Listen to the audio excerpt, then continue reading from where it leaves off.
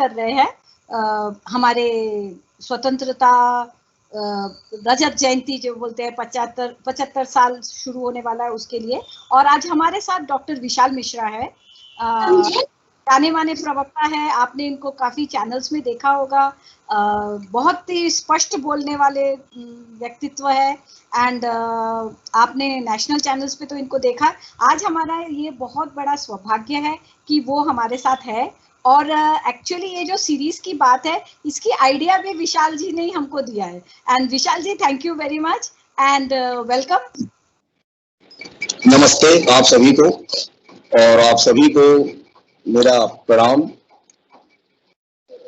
Actually idea आया भी कहाँ से कि आदरणीय प्रधानमंत्री जी ने कहा था अपने एक संबोधन में कि हम क्यों ना अपने स्वतंत्रता संग्राम में जिनकी भागीदारी रही है, या जो हमारे स्वतंत्रता सेनानी रहे हैं, या जो हमारे वीर पुरुष रहे हैं, क्यों ना हम उन्हें स्मरण करें, याद करें।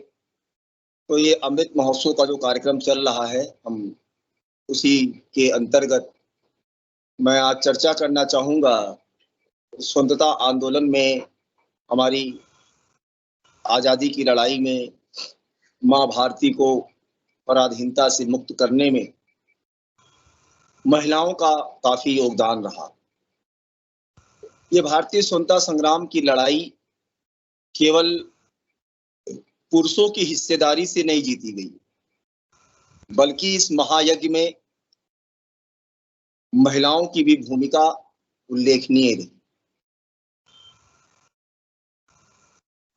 महिलाओं का इस भारतीय स्वतंत्रता संग्राम आंदोलन में अति महत्वपूर्ण भूमिका और योगदान रहा है। अंग्रेजों के विरुद्ध पुरुषों के साथ कंधे से कंधा मिलाकर हमारे देश की बेटियों ने अपना कर्तव्य निभाया। उन्होंने अंग्रेजों के विरुद्ध वीरता, साहस और अपने नेतृत्व का अभूतपूर्व परिचय दिया।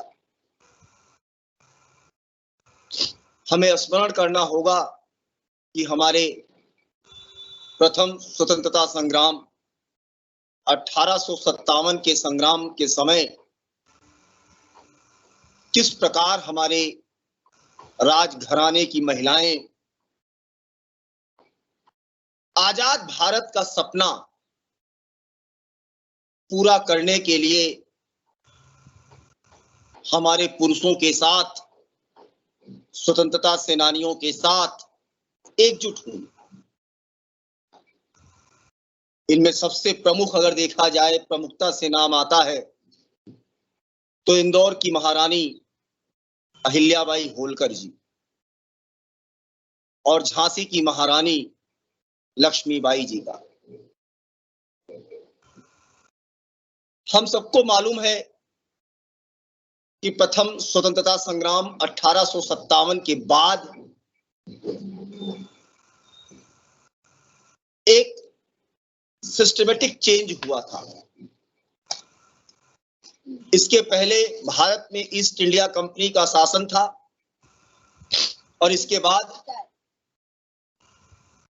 ब्रिटिश राज का शासन स्थापित होता है, जिसे हम कहते हैं एस्टेब्लिशमेंट ऑफ ब्रिटिश राज। ये सत्ता परिवर्तन भी था और इसी के बाद गवर्नमेंट ऑफ इंडिया एक्ट 1858 भी पास होता है। और इस प्रथम स्वतंत्रता संग्राम ने भारत में अंग्रेजों की बुनियाद हिला दी थी, जिसको देखते हुए ब्रिटेन की महारानी को अपना घोषणा पत्र, प्रोक्लेमेशन जारी करना पड़ा था, जिसे हम कहते हैं क्वींस प्रोक्लेमेशन।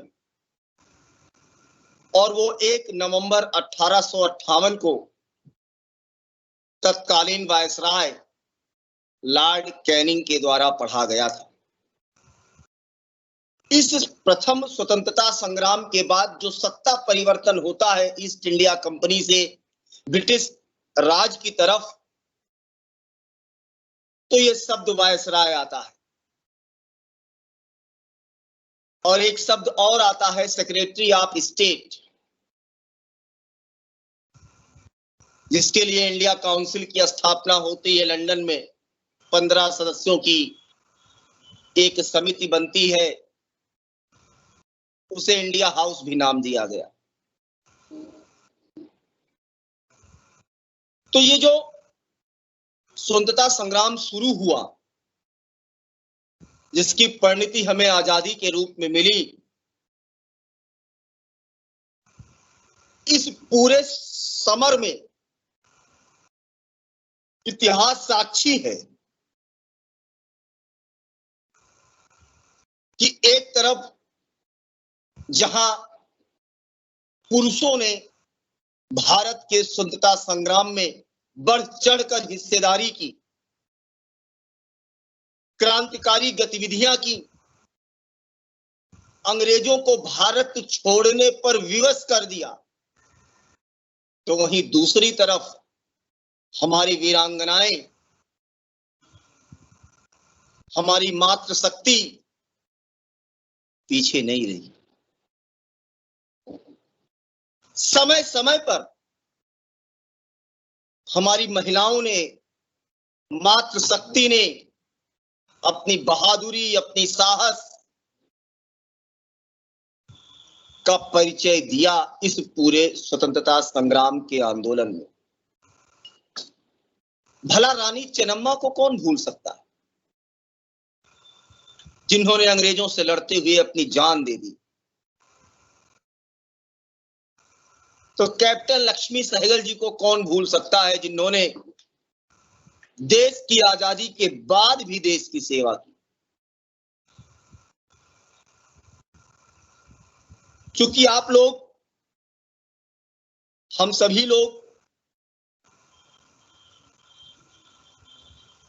स्वतंत्रता आंदोलन के बारे में पढ़ चुके हैं, जानते हैं, लेकिन आज ये हमारा नैतिक दायित्व, मां भारती के प्रति ये जिम्मेदारी बनती है कि हम अपने आने वाली पीढ़ियों को, अपने नौनिहालों को, अपने बच्चों को, अपने विद्यार्थियों को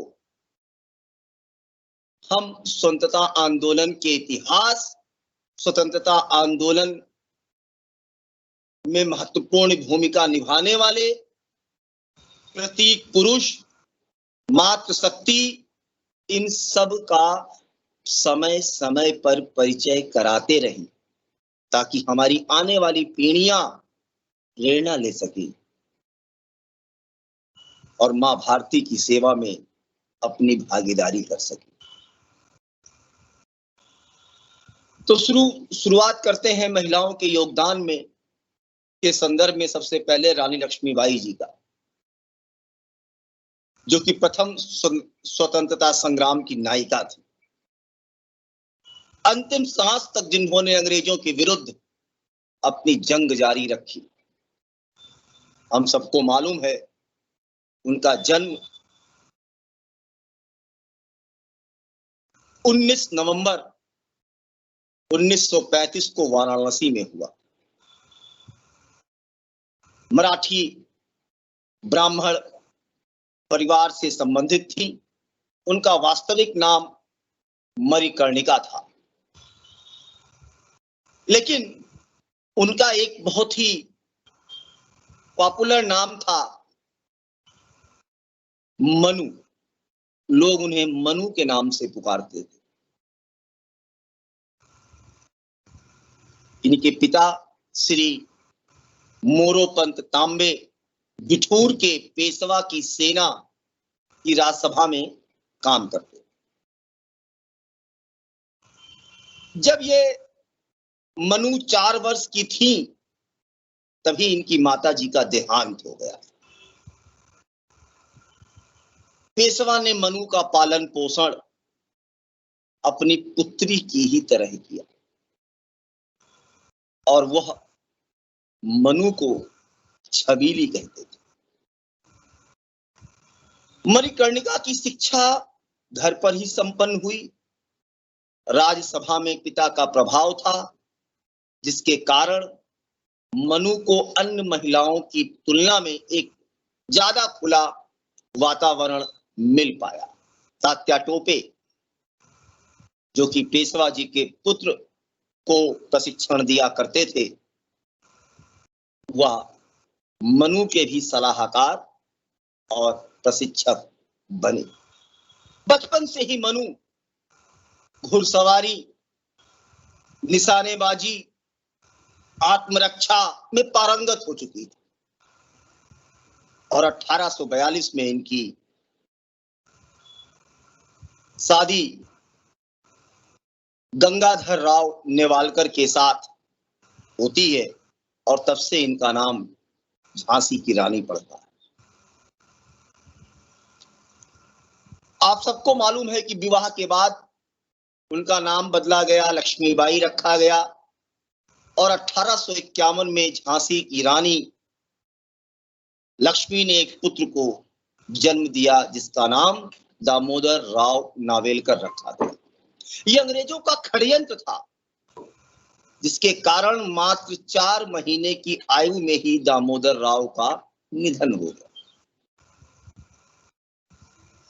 कुछ समय बाद गंगाधर राव ने अपने चचेरे भाई के बेटे आनंद राव को गोद ले लिया। हालांकि गंगाधर राव पुत्र वियोग के दर्द में उभर नहीं पाए, जिसके चलते बाद में 21 नवंबर 1853 को उनका देहांत हो गया।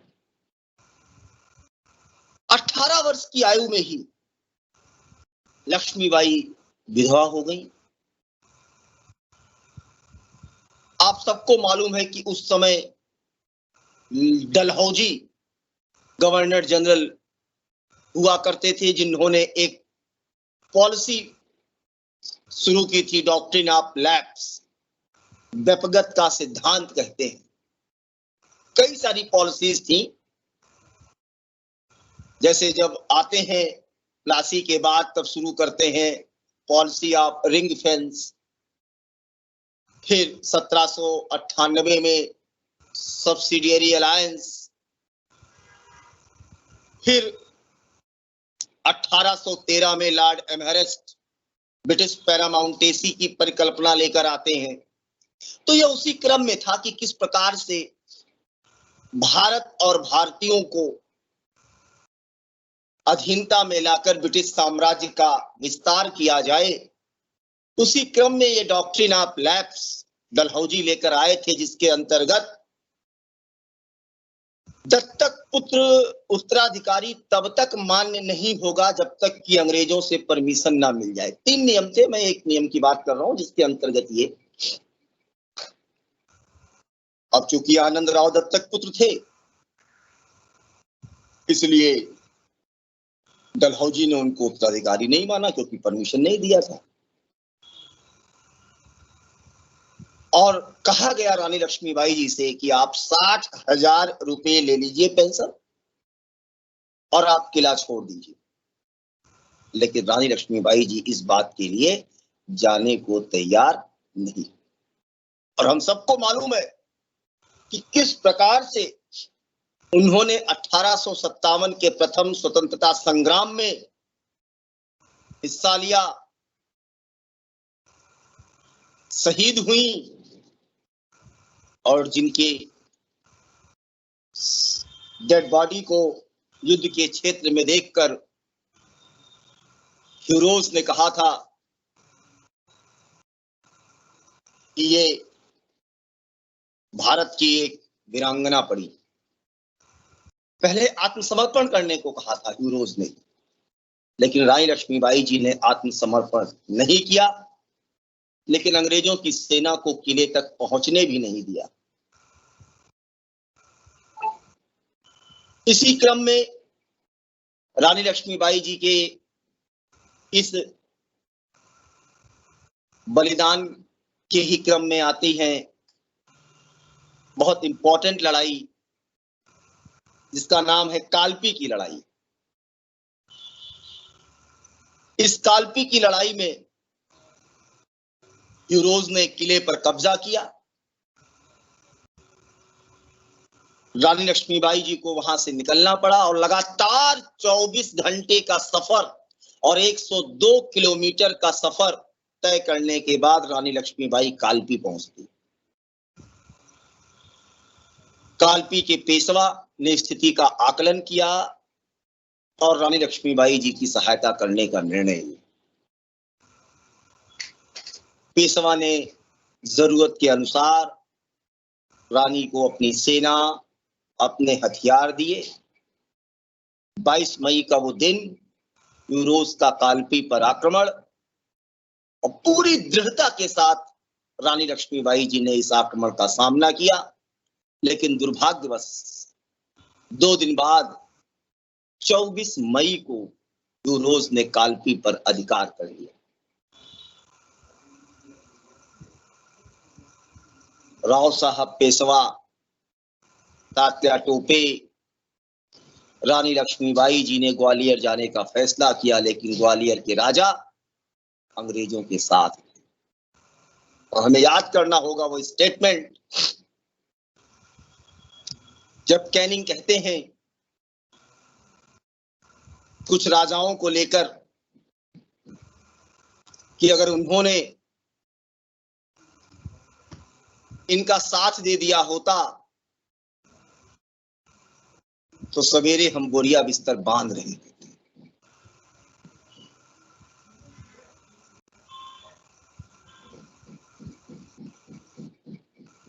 17 जून 24 मई के बाद यूरोज का ग्वालियर पर कब्जा, लेकिन अभी भी रानी लक्ष्मीबाई जी ने आत्मसमर्पण का रास्ता नहीं चुना, बल्कि दृढ़ता से सामना करने का फैसला किया और अपने घोड़े पर नहीं बैठी, वो किसी और घोड़े पर बैठकर युद्ध लड़ रही थी। वो पुरुषों के कपड़े में थी, इसलिए घायल होने के बाद भी उनको कोई पहचान नहीं पाई।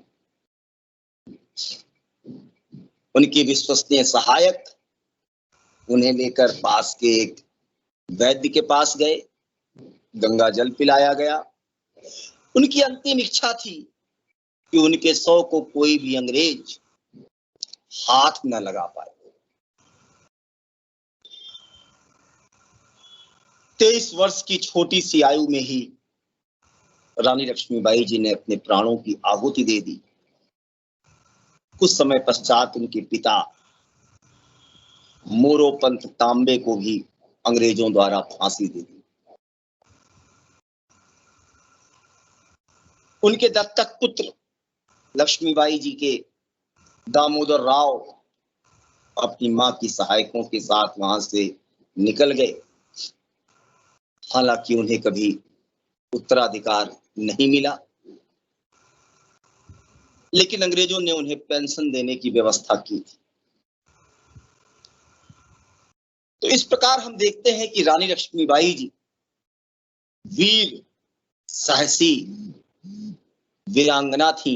भले ही उनकी उम्र बहुत ज्यादा न रही हो, लेकिन उन्होंने अंग्रेजों को धूल चटा दिया। अंतिम सांस तक अंग्रेजों से लड़ती रही और मां भारती की स्वतंत्रता के लिए हमारे लिए आज भी वो एक आदर्श उदाहरण है।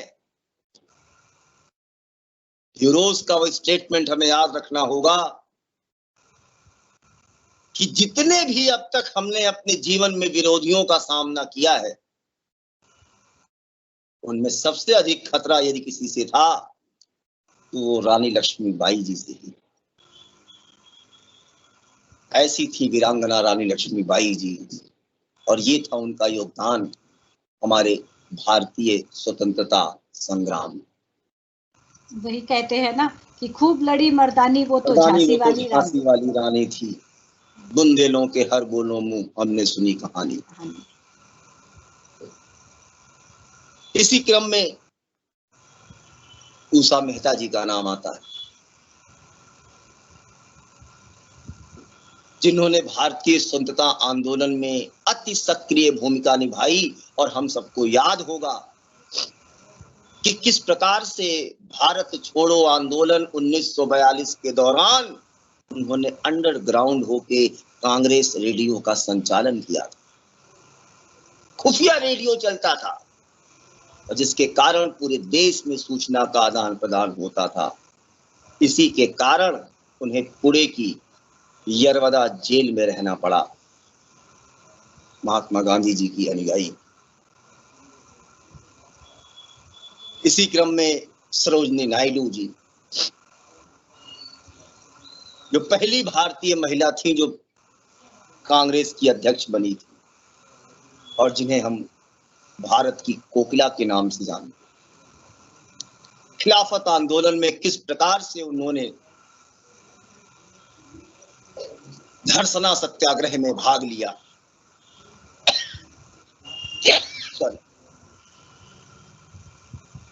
इसी में है मैडम भीखाजी कामा, जिन्होंने स्टुटगार्ट में जर्मनी में तिरंगा फहराया, ट्राई कलर।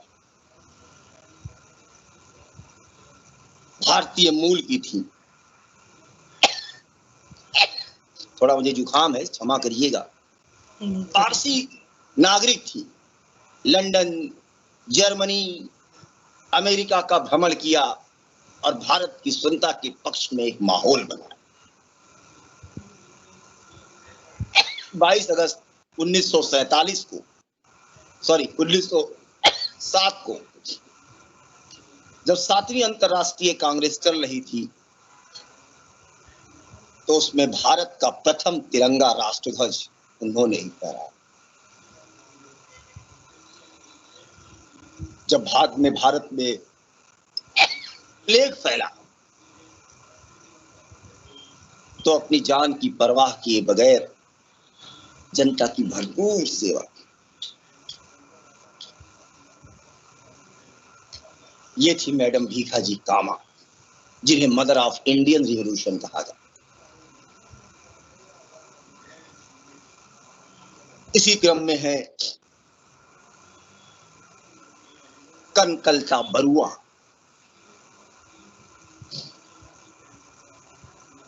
आसाम की रहने वाली थी। भारत छोड़ो आंदोलन में बढ़ चढ़कर हिस्सा लिया था 1942 में। आपको जानकर आश्चर्य होगा कि उन्होंने भारत छोड़ो आंदोलन के समय कोर्ट परिसर और पुलिस स्टेशन के भवन पर भारत का तिरंगा फहराया था। कनकलता बरुआ जब महज 17 साल की थी तो उन्होंने पुलिस स्टेशन पर भारतीय तिरंगा फहराने की कोशिश की और पुलिस की गोलियों का शिकार हो गई और मां भारती के लिए अपना बलिदान दे दी। इसी क्रम में डॉक्टर लक्ष्मी सहगल हैं, श्रीमती एनी बेसेंट जी हैं,